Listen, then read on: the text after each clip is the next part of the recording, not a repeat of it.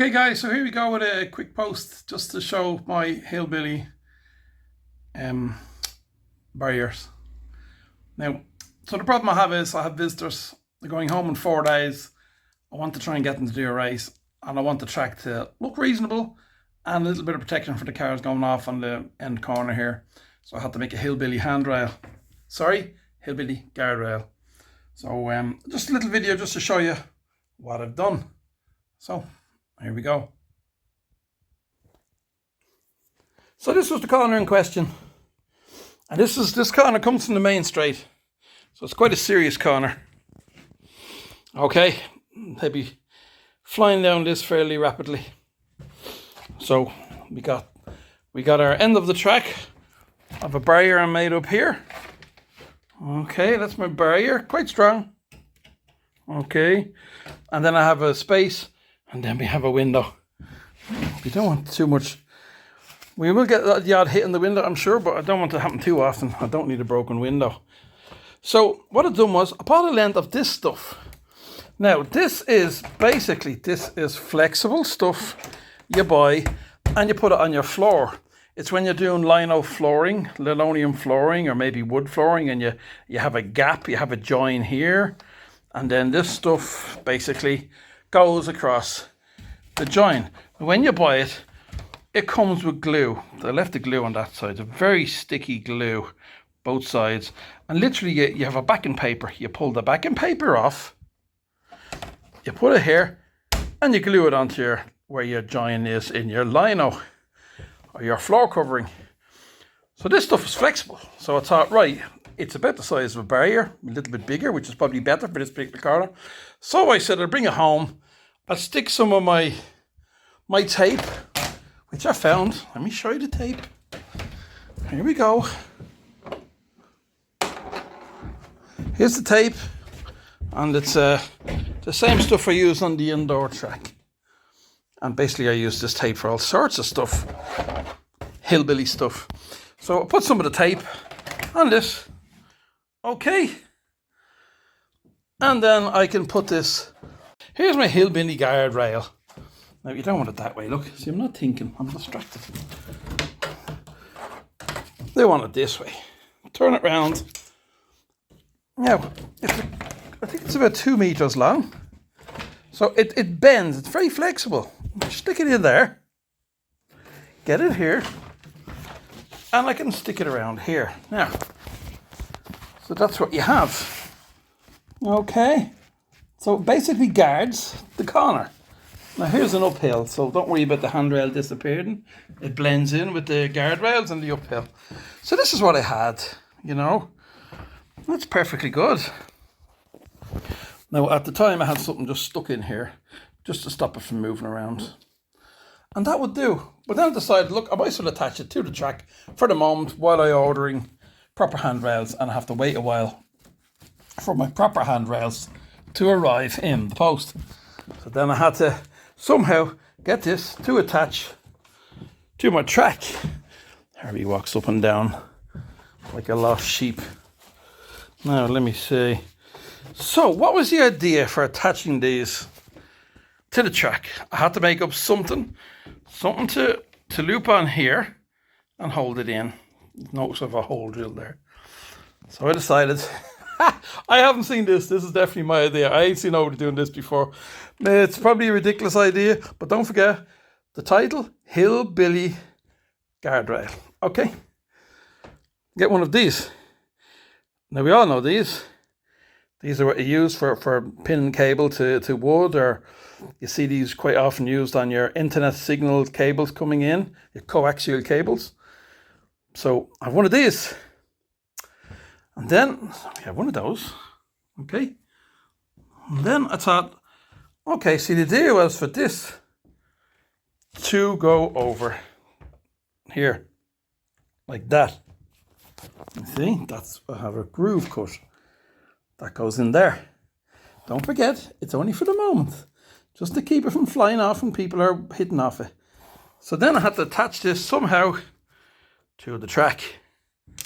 What did I do then? I thought, yeah, so I need something I can put in the track that will also include this piece that will hold on. Then I thought maybe I'll get some longer, like tiny little lengths of screws or something, little tiny bolts and little nuts underneath. I thought, no, that's too much for something that's only going to be on the track for a few weeks maybe. I bought these, thought of this. And these are, all you guys who do anything at all will know that these are rivets. That's one rivet. Okay, so hand holding at the same time. Okay, so you have your nail, you have your thing here. Pull the nail out of that, turn that around, put that on there like that. I have to drill these out a little bit, tap these in. Now we'll zoom back and show you one I've made before. And you end up with this. Okay, so you end up with your rivet attached to this piece. Then you drill your hole for your rivet to go into in the track. That's why I have a hole built. Then you get this lined up, right? Sorry guys, doing this one-handed. And then you push that in there. So now you have your hillbilly guardrail. So what I've done was made up a few of these. And I have another hole drilled here. So another handrail piece goes in here. One there. Now I haven't bothered hot gluing these in or anything, because I will be changing them out as soon as I get some new guardrail. Or maybe I'll leave them. Maybe I'll leave them. Why not? Maybe I should leave the hillbilly guardrails. Next one, into the hole, catches on the rail, connects up. Next one, I'm not even sure if I have a hole drilled for this one yet. I do, okay. So again, into the hole, guardrail connects up. You can pull the grass over that. Okay, so there we go. Now I have my hillbilly guardrail. Okay. Realistically, I should have drilled this hole a little further. I can adjust this hole and re-drill it a little bit closer to there. But once I get this on, I can throw a bit of glue on it, maybe a little bit of hot glue, just to stop it from popping out. But it does work. I've been racing my cars. I've had a few cars come off and hit the guardrail, and the guardrail is fairly good. I just got it to sit in there correctly. I've done this very quickly one-handed because I'm trying to film at the same time. But it all goes in fairly neatly. And that's a good, strong guardrail. So when the cars come flying down the track, hit the guardrail, bumpity bump, and yeah, okay, there you go, look at that. Some car. So, yeah. So there you go, that was my idea for my hillbilly guardrails. And it works.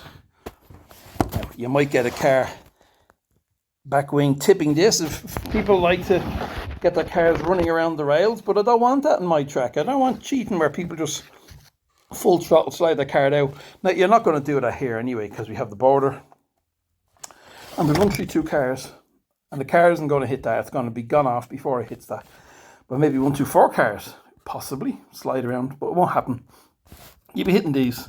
It'll upset the motion of the car. So there you go. That's my hillbilly guardrails using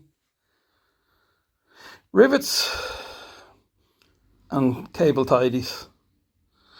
So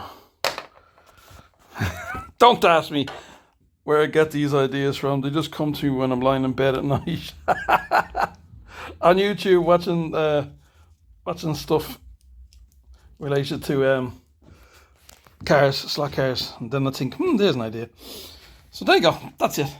Hope you enjoyed that. Oh wow. Let me flick back to me. 10 minutes. I didn't think that would take 10 minutes of pure waffle, just for a silly little thing like that. But it's an emergency, guys. If you have a track and it's almost built and you have someone coming, you're expecting they're going to crash a lot and you want to protect your cars from flying off the table. This whole length of rail, 2 meters long, cost me €5. Okay.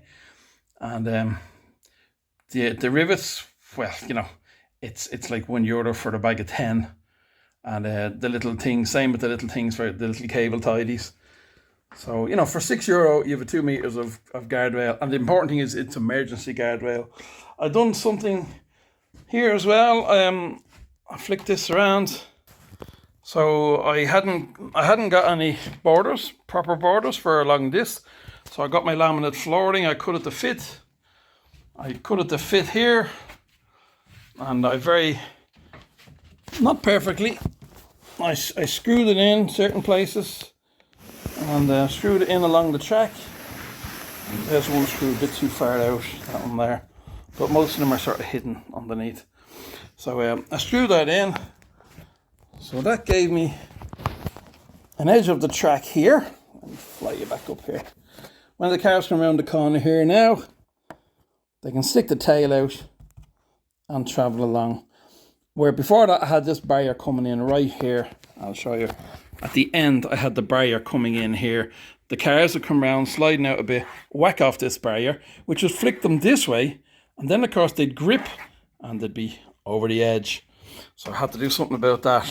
So I decided to, if a car comes around sliding a little bit, a little drifting, he can keep on drifting onto the laminate flooring and continue on. Again, this is my same tape again, just cut a bit thinner. Put it on and then got my X-Acto knife and just got a very sharp knife and just cut the excess away.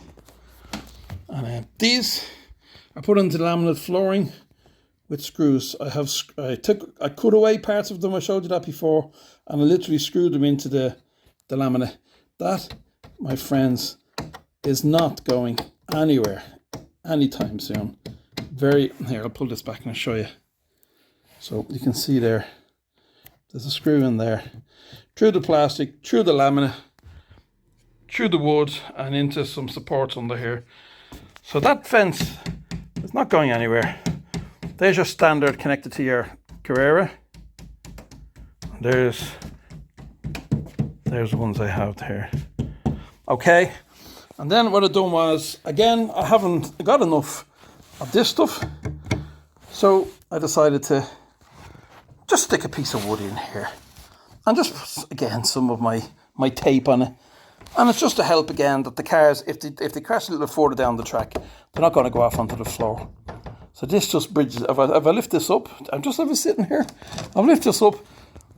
If I lift this up, and you can see, if you come off the track here, you're gone onto the floor. So literally, it's just a little protective piece of wood for the moment, just jammed in here until I get some more barriers. And so there you go. We can all do these little things, you know, and we can get away with all sorts of stuff. Here's my hill. I haven't started it yet, but that's the makings of it. And I think I've shown you this. But there you go. There's the other bits of hills that I'm in the process of doing. So I'm having great fun. The track is ready to go. I have my 4 throttles. Someone said to me, do you not think you have all your controllers a bit close, everybody standing together? Well, of course, I thought of that well before that. The controllers are wired underneath, and we have one controller here. There she is, sitting. You don't need wireless. All you need is a piece of wire to extend your recent controllers. You have another one here. He covers this corner and the straight. Around here. Let me just slide past my bicycle without killing my back. Okay. There's another one here. He drives here. He or she covers all of this end of the track for marshalling as well as for knocking anyone's way. And then you have the last controller person completely on the other side of the track. And they can work away here. We have some stuff I'm using here to make a wall. I'll be gluing that on to make a wall, painting it. I'll be putting grass here.